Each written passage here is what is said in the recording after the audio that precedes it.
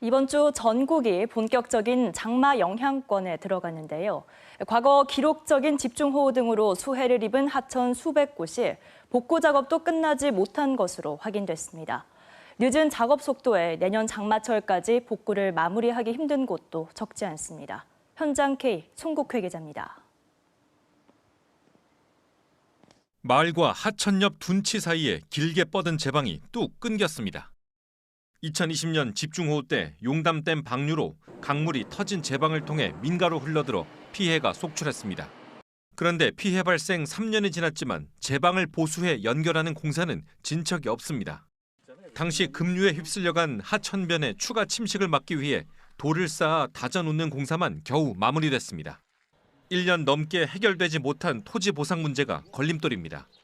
한 22% 정도 공정이 진행됐습니다. 그 사유지에 대한 보상 협의가 가장 지연 절차로 볼 수가 있고요.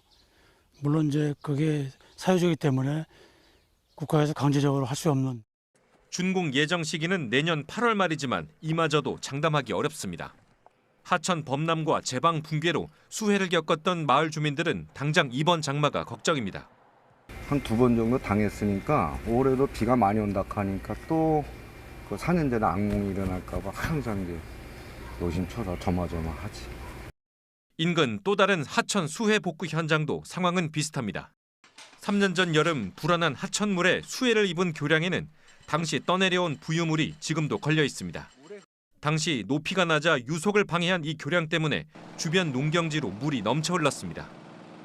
물의 흐름을 방해할 수 있다는 우려가 제기된 기존 교량을 없애고 다시 짓는 재가설 공사도 현재 공정률이 50%에도 못 미치고 있습니다. 더 크고 높은 교량을 만들어야 하는데 교량이 새로 들어설 부지의 토지 보상 문제로 공사는 내년 말까지 예정돼 있습니다. 이제 1차 발주가 요 교량하고 양짝에 이렇게 있는데 지금 양짝이 보상이 좀 덜 됐어요. 지방을 다 높여야 돼요. 이 다리가 저렇게 높아졌잖아요.